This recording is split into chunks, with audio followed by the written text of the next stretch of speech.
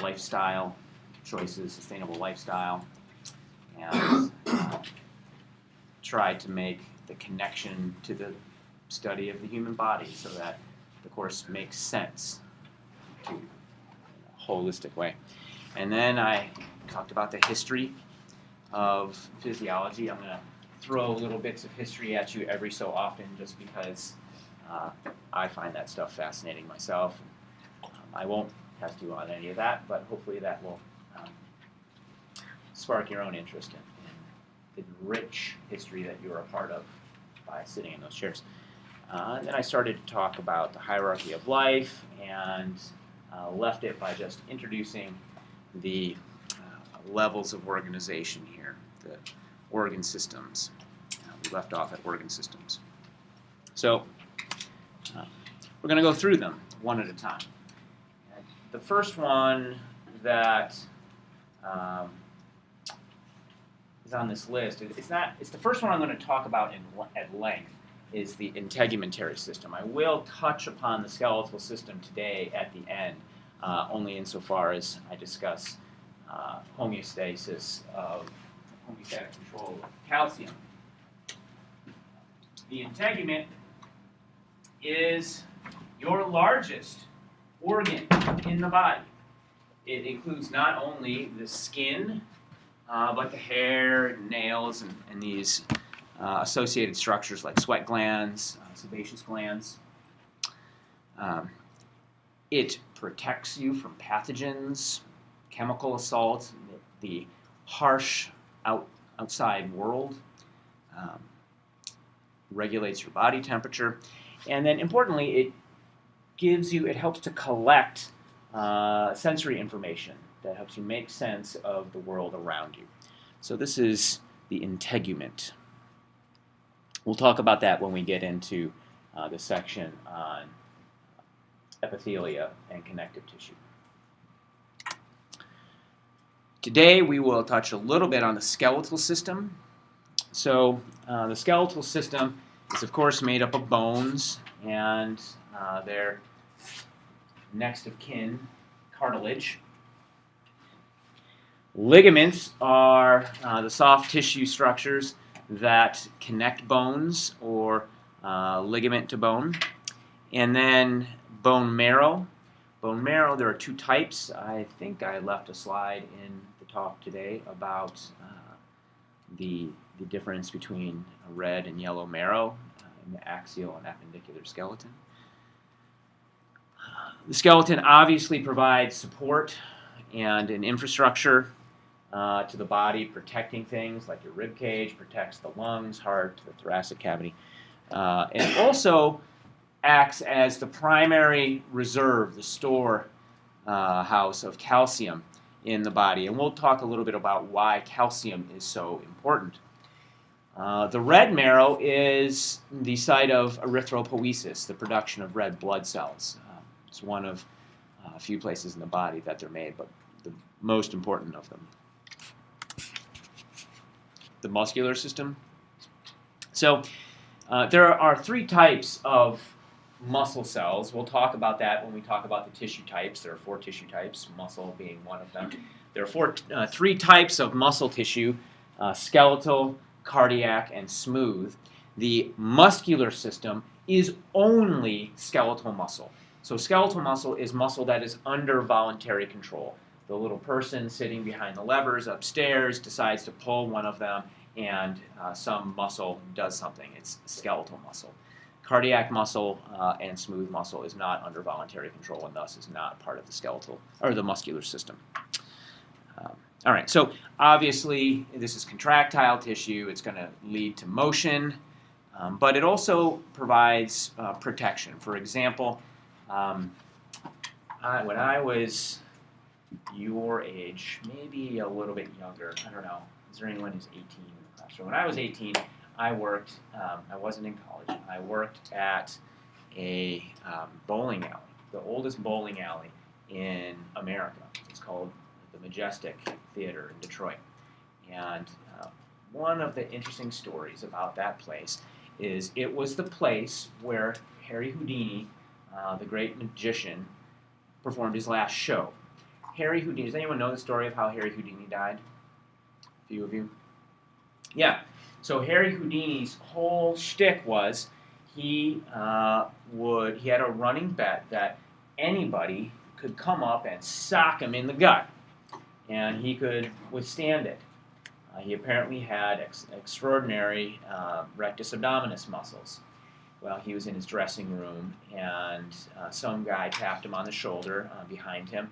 Harry Houdini turned around, unaware, and just caught one blind to the gut before he had a chance to engage his abdominal muscles. And he ruptured something in his abdomen, and they rushed him to Henry Ford Hospital, and he died.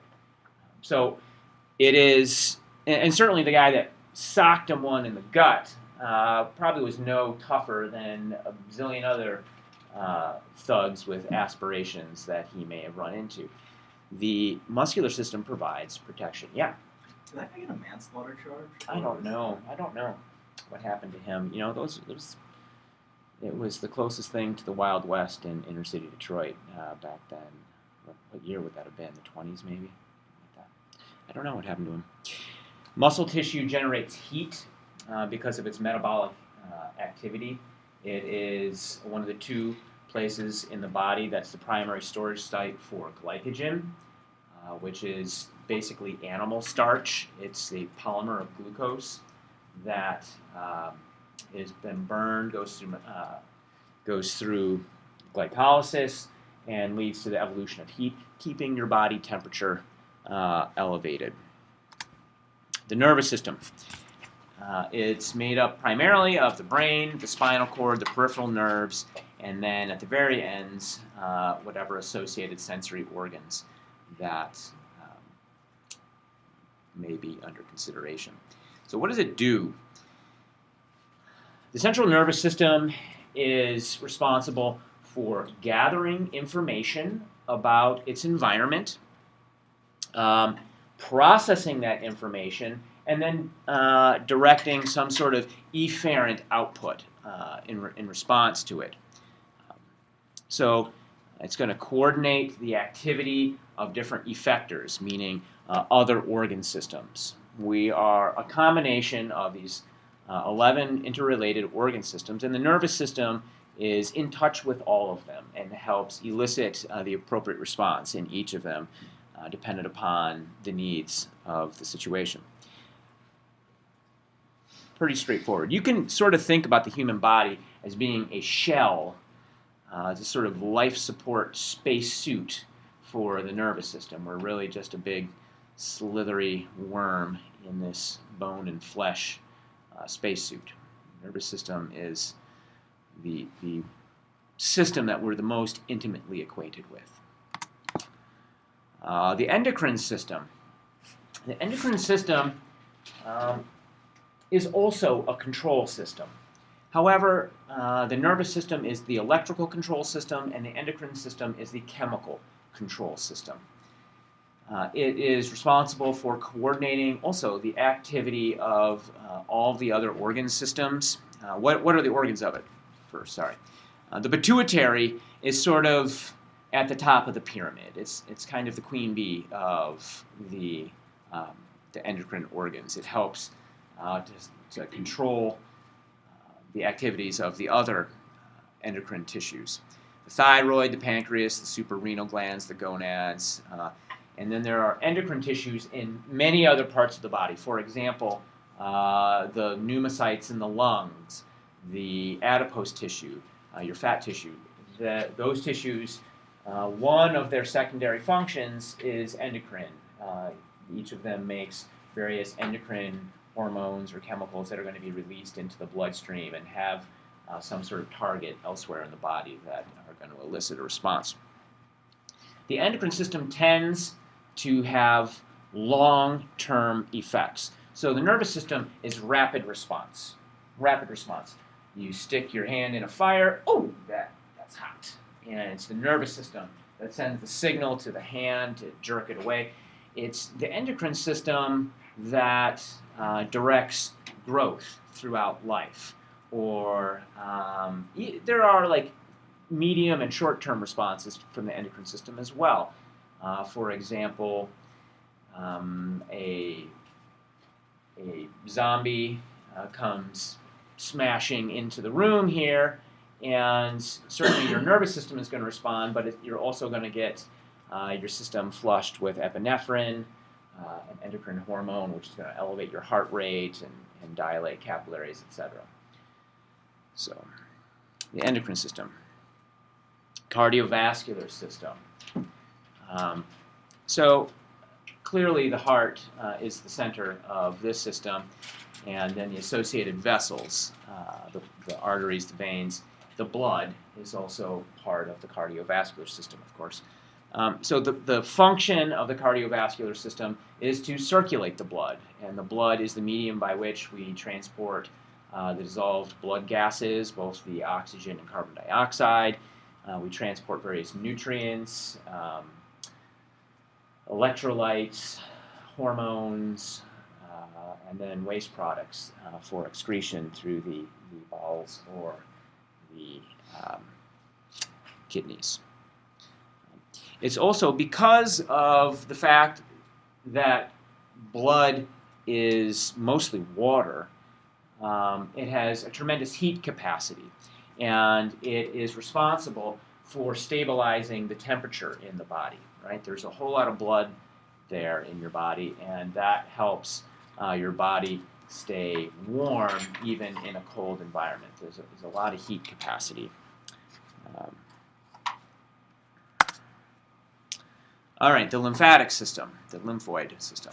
So this is a disparate system made up of the spleen and thymus as the major organelles, the organs. Then the lymphatic vessels, which are interconnecting the lymph nodes.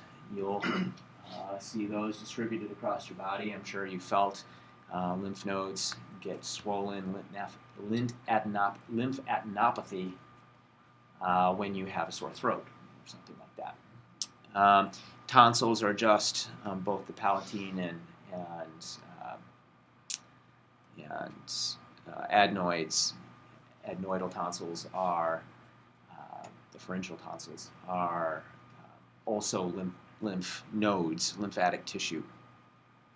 So there's the primary function of the lymphatic system is to protect you against pathogens, to protect against disease. And it is also returning fluid to the bloodstream, returns tissue fluid to the bloodstream. We'll get to talk about the lymphatic system only briefly.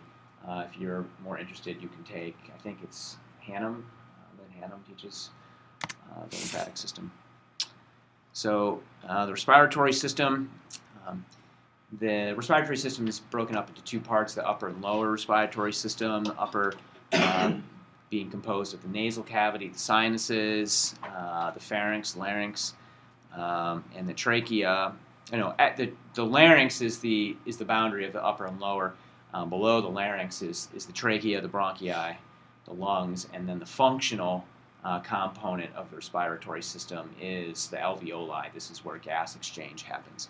So, of course, the respiratory system is primarily responsible for helping you blow off all the carbon dioxide that you create from metabolic respiration in the cells, cellular respiration, and then absorbing the oxygen that you need for that respiration. We'll talk about that in the respiratory system. It's also, of course, responsible for phonation, making sounds. Phonation. And there is some, as I had alluded to before, there is some endocrine function in the respiratory system. The digestive system. So this is the teeth, the tongue, the pharynx, the esophagus, the stomach, down into the small and large intestines, the liver, the gallbladder, and the pancreas. These are the primary organs of the digestive system. So, of course, this is for the ingestion, processing, and absorption of nutrients, and also water. So, absorbing and conserving water. There are energy reserves that are stored in the liver. As I said before, this is the second primary repository for glycogen in the body. It's stored in the liver. Protect your liver, folks. Love your liver. Love it now, and it'll love you later. All right, the urinary system. The principal organ of the urinary system is the kidney. The kidney is a beautiful, fascinating machine. I like talking about the nephron when we get to that lecture. I find it really amazing how it evolved that way. It is for the excretion of urine. So water-soluble fluid wastes from the body are excreted through the kidneys. That urine then passes through the ureters down into the urinary bladder and then is eliminated from the body via the urethra. So the urinary system is not just for the excretion of fluid wastes, but it's also involved in maintaining proper ion and pH balance in the blood. And we'll talk about how that works on a cellular level when we get to that unit. Then the male and female reproductive systems. First the male, the testes, epididymis, ductus deferens, seminal vesicles, prostate, penis, and scrotum. So, of course, the reproductive system is for the production of gametes, the production of the androgenic hormones, and then sexual intercourse. The female reproductive system, truly the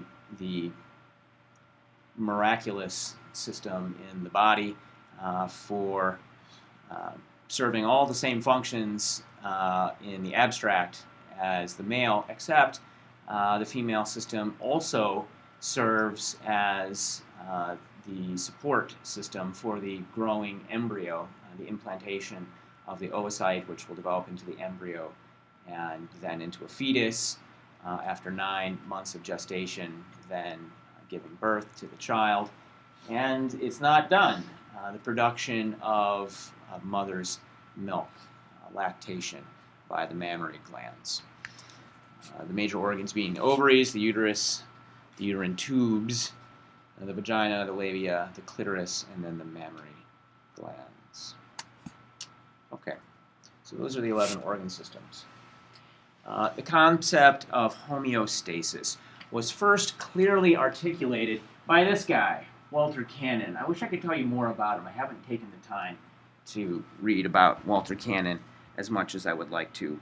It's a story I would like to be able to tell better than I can. But he first coined the term homeostasis and articulated it as this fundamental the concept in physiology. So our notion of physiology revolves around this idea in which the various body systems that we just went over are going to work together to maintain some sort of stable internal environment. All right. So the world we live in has all kinds of shifting stimuli, temperature, whatever. There's all kinds of different stimuli impinging upon a person in a day, and it is the job of the various organ systems under a homeostatic control to mitigate the deleterious effects of those changing environmental cues. So this happens in terms of negative feedback. There's some sort of set point, some ideal state that the body wants to be at, and your actuality will fluctuate around that, and the body responds to counter whatever stimulus is driving you away from that set point. If you lose the homeostatic control of any of these organ systems, you will eventually die. And that is one way to think of illness, is the distortion of some sort of homeostasis. All right, so here it is in the abstract. I think this is, am I blocking you by standing here? I hate the way this classroom is set up.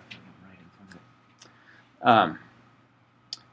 So this is an abstracted image from that Basic Concepts in Physiology. I had one of you, I don't know who, had sent me an email yesterday wanting to know in the suggested readings, the recommended readings, I had the M and N and then the BCIP or whatever. BCIP, those are both digital texts. I tried to make that clear yesterday, but if you didn't pick up on it, there's a folder in the Moodle that has the digital texts, and the readings refer to those texts. If you want to look at them, you do not need to, although I recommend it if you're having a hard time understanding what I'm talking about. So what are the elements of a homeostatic system? First of all, there's going to be some sort of regulated variable. There's going to be something in our environment that we want to control or we're monitoring, all right? And this regulated variable is being monitored by some sensor, some kind of sensory receptor in your body. It can be a temperature receptor, it can be a chemoreceptor, it can be a baro or pressure receptor. Some sort of sensor is monitoring this regulated variable. And then it's sending a signal to some sort of integration center up the chain, wherever that is. And that can be a endocrine tissue, it can be neural tissue, some sort of integration center. This integration center compares that incoming information from the sensory receptor to whatever set point the body has, whatever the ideal state is meant to be. And then, depending upon that comparison, it's going to have some efferent output, all right, to an effector.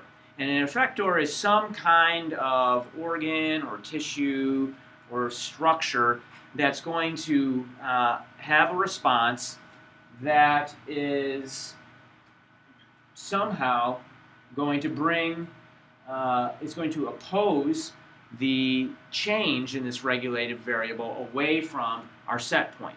It's going to try to bring us back towards our ideal, okay?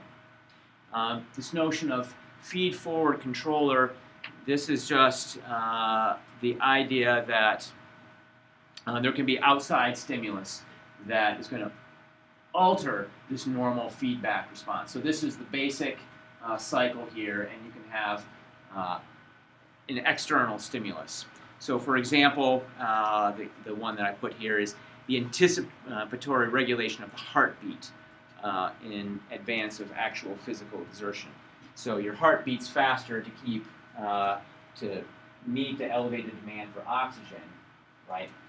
But you're on the starting block, you're ready to go, and your heartbeat is already elevated. So this is external control. This is a feed-forward control mechanism.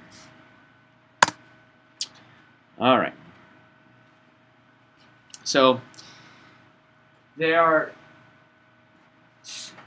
again, thinking in general terms, structurally, in the abstract, there are two ways you can regulate with a negative feedback. There's either intrinsic or extrinsic, and intrinsic is also called autoregulation.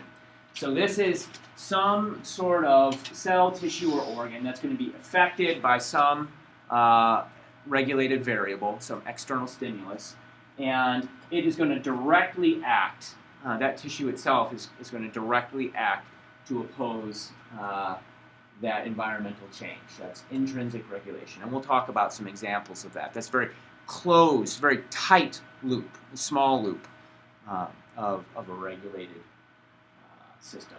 And then there's an extrinsic regulation. And all we're doing here is putting in some integration center that's not in situ, that's not at the point of the tissue that's responding to the change in the regulated variable. Does that make sense? Okay. So local and non-local. And this integration center can either be through nervous or endocrine action. Questions before I zip along here.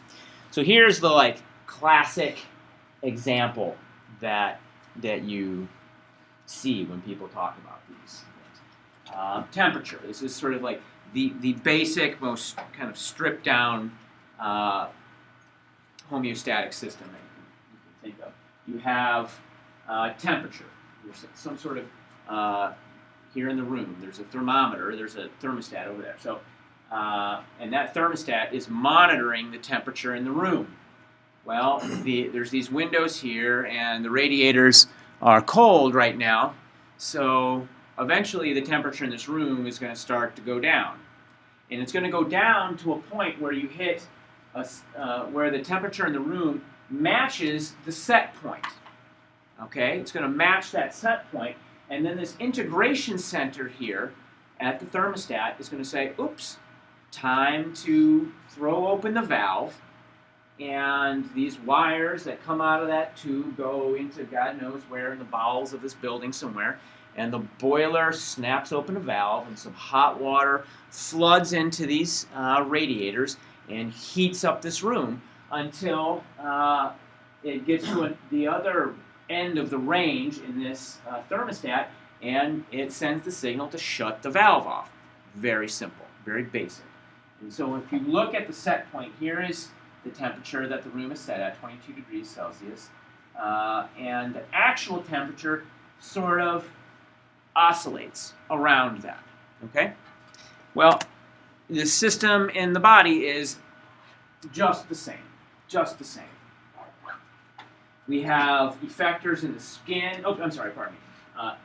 There's the body temperature, and then there are thermoreceptors in the skin and in the hypothalamus that help to monitor body temperature, and then they send signals to the thermoregulatory system in the brain, which then processes that information, compares it to the set point of what it thinks your body temperature is supposed to be, and then it sends output to these various effectors. They're to the sweat glands in your skin to begin sweating if you're too warm, or to the blood vessels to dilate to help radiate some heat, or to contract if you're cold, to localize that blood from the periphery to the core to help maintain body heat.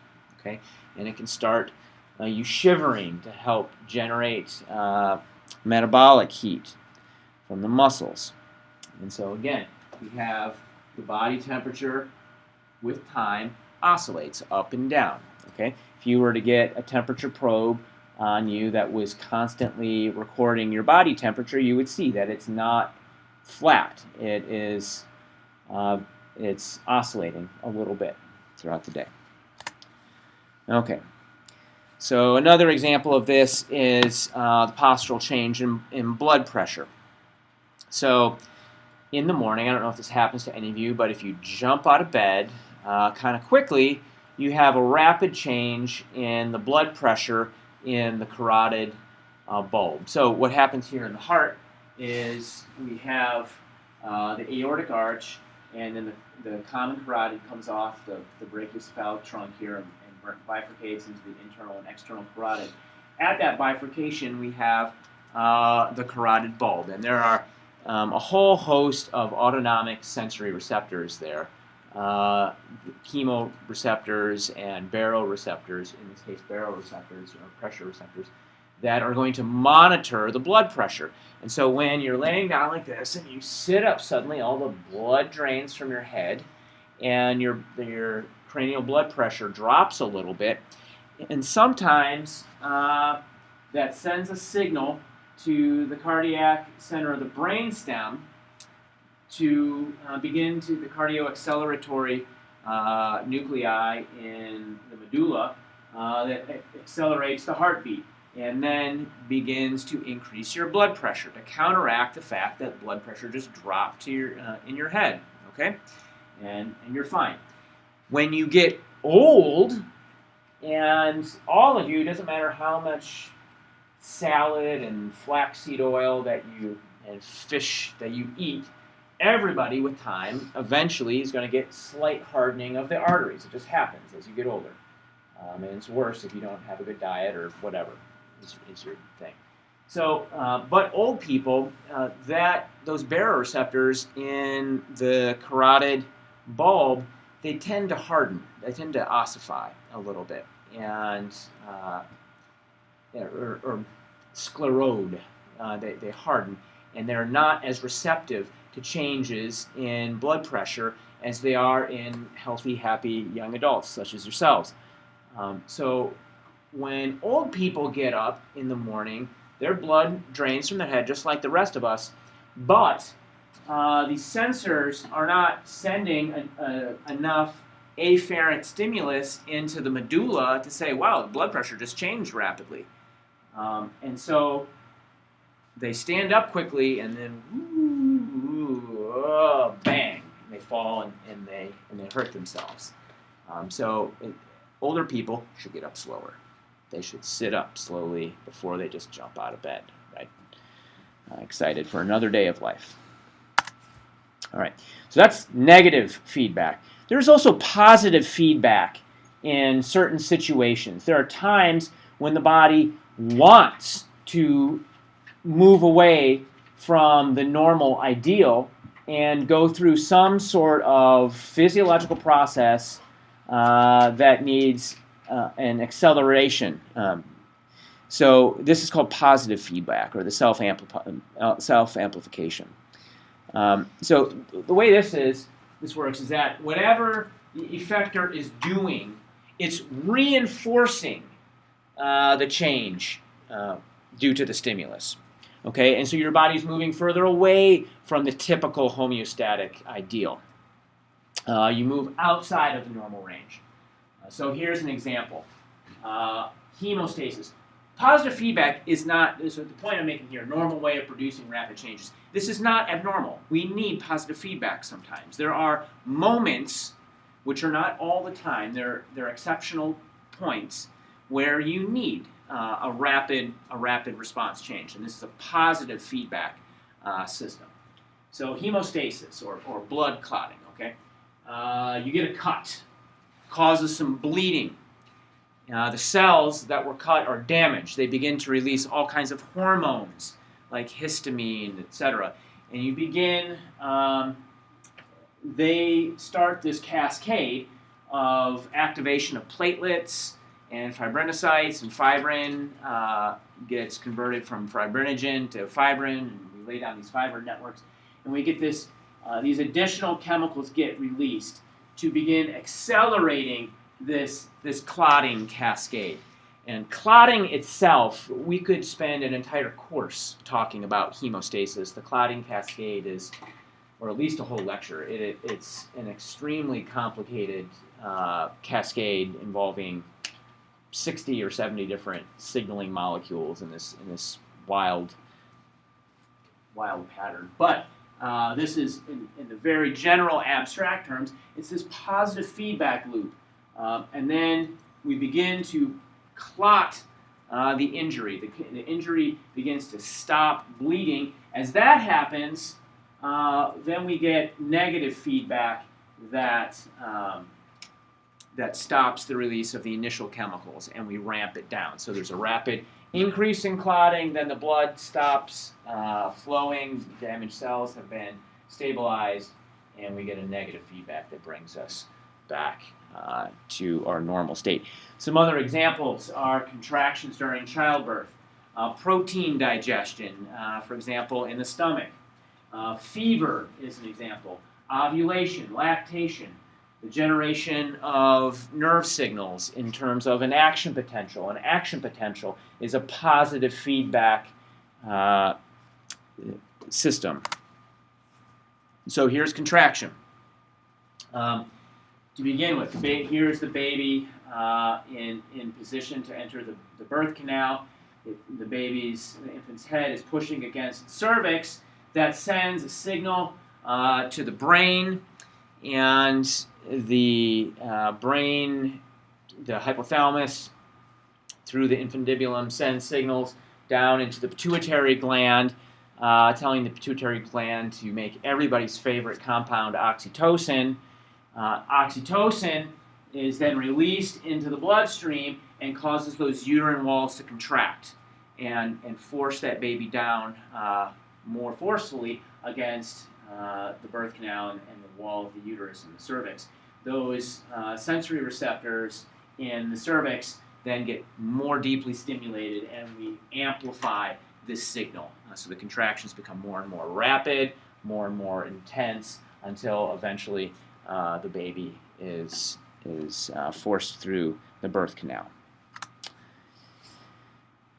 Okay, so obviously for this system to work, it's predicated upon communication, right? Open lines of communication, be they electrical via neurons or chemical via the endocrine system.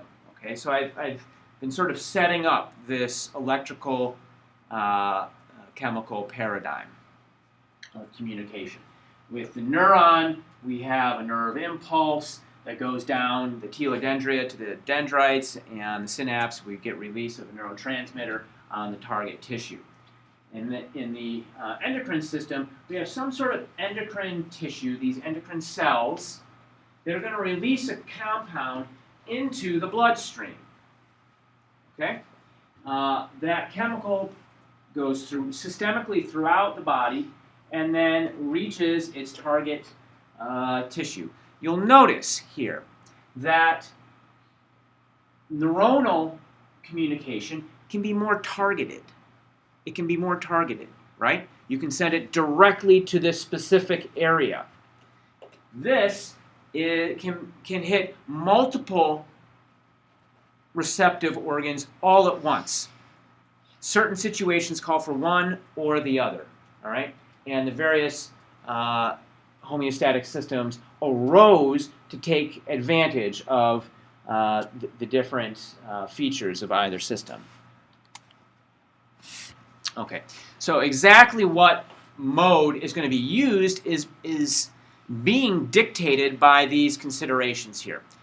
First of all, distance. How far do we need to travel? Is it short? If it's a short distance, we can use the endocrine system using some sort of paracrine or autocrine system. Paracrine is you have one cell type right next door to another cell type within the same tissue, and that the signaling cell releases the compound that has a target cell right next door. Autocrine is self-stimulating, as you see in the diagram there. If you need to travel a long distance, maybe you are better served by a somatic nerve, a nerve that's able to travel long distances in the body very rapidly. Speed. So, of course, nerves have very rapid transmission of information, whereas endocrine is being distributed through the blood. Wherever that endocrine tissue is, it's dumping the chemical into the blood system and has to circulate throughout the body until it reaches its target tissue. That takes time. Distribution. Do you need it focused with a single muscle in the eye that is going to jerk the eye this way or that? Or does it need to be diffuse as per the chemical distribution in the blood, as I had said earlier? Are there any questions? Am I going too fast? Am I have a good pace? All right, that's what I want. Now on to calcium. I'm not going to get a chance to talk about all of this today, which is a shame, but I'll finish it up next time. But I'll start. I'll be able to start talking about it. Calcium is very important. It is responsible for neurotransmission. So I guess before I even say that, calcium is directly involved in what's called exocytosis. Has anybody not heard of the term before? A few of you. Exocytosis just means that you have some kind of a vesicle, some sort of a bubble, a membrane delimited bubble in the cell, and it's full of something, and we want to these secretory vesicles, or secretory product. This vesicle is going to fuse with the plasma membrane on the outside of the cell, release its contents, and also renew the membrane of that plasma membrane itself. So how do you get lipids into the, how do you insert lipids into the plasma membrane? Through exocytosis. You just take a vesicle and it merges with the plasma membrane. This process, the molecular mechanism of that process involves calcium, the calcium 2+ ion. So one of the ways in which exocytosis is used by the body is here in the release of neurotransmitters by the synaptic bouton at the synaptic terminal, okay, of a dendrite, on a dendrite. So that involves calcium too. Muscle contraction. When we talk about muscle contraction, I don't know, in a few weeks from now, we'll talk about the role of calcium in that process. Blood clotting. I talked about how complicated this process is. That involves calcium. These are just a few of the molecular processes. So calcium is very important. Let's talk about how much there is. So you have a little over a kilogram of calcium in your body, right? It's not that much. It's not that much. That is pure calcium, though. That's like 2.5 pounds of calcium. The vast majority of this lives in your skeleton. 99% of the calcium is found in your skeleton. However, that is not a static supply of calcium. A statistic I have here is that 18% of your skeleton is exchanged with the blood each year. That's something like 10% of the calcium is exchanged with the blood. But 18% of your skeleton is turned over every year. So that is constantly being mobilized. The plasma concentration of your calcium is about 9.2 to 10.4 milligrams per deciliter. That reference range is important because it can be indicative of a host of diseases. And towards the end of this unit here, I'll talk, I guess on Monday, a little bit about how diagnostically that works. So, out of the 100% of that calcium, 50% of it, about half of it, is freely ionized, just a Ca2+ in the blood, and about the other half of it is somehow bound up into a protein. Some protein is folding itself around that calcium. This is the calcium that's found in your blood. About half of it is bound to a protein. All right. So I'm not going to talk about anatomy too deeply at all, but I will talk about the function of the skeleton. What is the function of the skeleton? Please, someone tell me. Yeah, just say. Provide support and protection. Good job. Support and protection. Very good. What else? Yeah. Store all your calcium. Okay, let's see if that's the next one. Oh, movement was the next one. Let's see. Oh, electrolyte, acid base, blood formation. I didn't even put storage of calcium on there, but you're right. It's for storage of calcium. That's correct. Movement, obviously. Balance. Yeah, electrolyte balance would fall under calcium storage. You're right. Yeah. Okay. So I do have to give you a little bit of anatomy, though, here, just so you can follow the discussion. So here's a piece of dense bone, a transection of a long bone through the diaphysis of this bone, the long part of the bone. And we're going to see here there's a marrow cavity looking closer at the dense bone. We have these circumferential lamella, a periosteal layer on the outside with these osteoblasts that are going to help to form new bone throughout life. And on the inside of the cell, there is this marrow cavity. And this is where I want to talk about, because these are the cell types that we're going to need to talk about to discuss calcium homeostasis.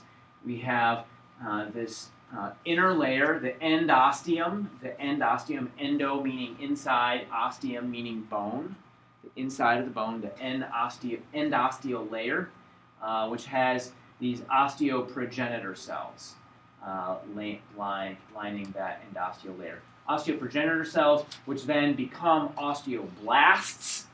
Osteoblasts are going to lay down this matrix, this like semi-cartilaginous. It's not cartilage, but it's like cartilage. It's called osteoid. This is the matrix of bone that has yet to be calcified. If you calcify osteoid, it becomes bone. Okay? So we have osteoprogenitor cells, which are basically stem cells, not fully differentiated. They're not embryonic stem cells. They are partially differentiated. There's only a limited number of things they can become, but they then develop into osteoblasts, which have a purpose unto their own, or the osteoblast can then fully mature into an osteocyte. An osteocyte is a fully mature, terminally differentiated bone cell. Okay? When you see this osteoblast, this is partially, the blast term is a partially differentiated cell. But it has a function unto its own as well. Okay? And if we need a more terminal functionality from it, it can then develop into the osteocyte. The fourth type of cell is this osteoclast. These have an entirely different embryologic origin. They have a different tissue type origin than the osteoprogenitor cells. These come from megakaryocytes. And so we're going to talk about the function of osteoclasts and osteoblasts as they relate to calcium homeostasis. But let's just go through the cell types in a little bit more detail first, just for a moment. So I need to reorganize. Number one should be this. I should reorganize the slide. I apologize. So we start with these osteoprogenitor cells. These are the stem cells. They're from mesenchyme, so mesenchymal tissue. I feel like I used to have a slide where I talked about the embryological tissue origins. I must have cut it out. Anyways, it comes from mesenchymal cells, and they get stimulated if you have any kind of stress on the bone, so anything like that, or a fracture, any kind of weight-bearing stress, or indeed a fracture is going to stimulate these osteoprogenitor cells. They can divide. They divide and form osteoblasts. When you get to the point of an osteoblast, they are non-mitotic. Okay? They're non-mitotic. Osteoprogenitor cells are mitotic. Okay, we need a bunch. Their primary function is to produce more. Osteoblasts are non-mitotic. Yes? They generally go through that process where one daughter will differentiate and one daughter will stay the osteoprogenitor, so the osteoprogenitor number stays about the same.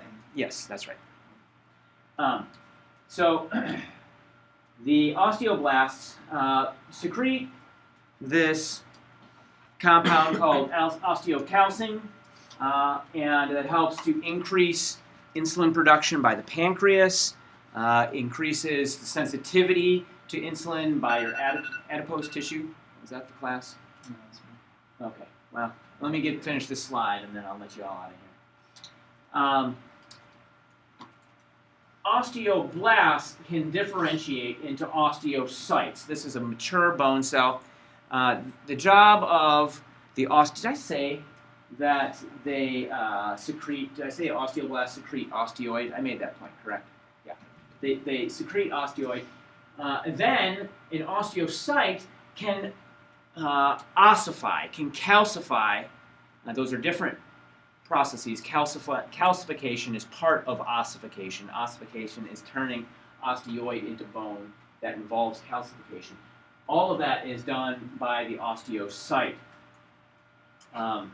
So it deposits the hydroxyapatite bony matrix, which is made of calcium and phosphate. And we'll see what it looks like. And they live in what are called these lacunae, these holes, these caves in the dense bone cell. They have these little fingers that go out throughout the bone, all over the place. They are important in repairing damage. Finally, the fourth cell type is these. Oh, no. Oh, here it is, behind me. Osteoclasts.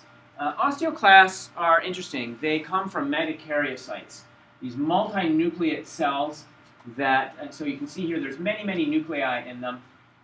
Their job is to dissolve bone. So osteoblasts, they lay down osteoid, which helps build bone. And osteoclasts,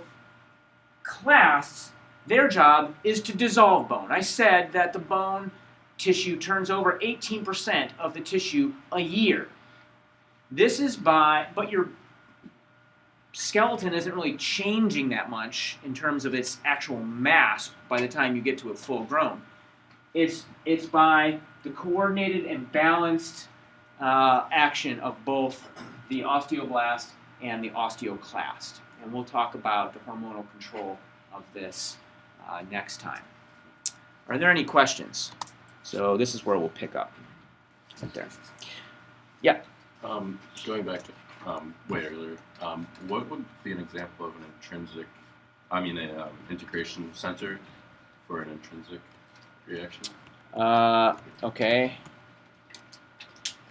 So an intrinsic for which now? Say that again? Integration center for an intrinsic reaction. Oh, so that would be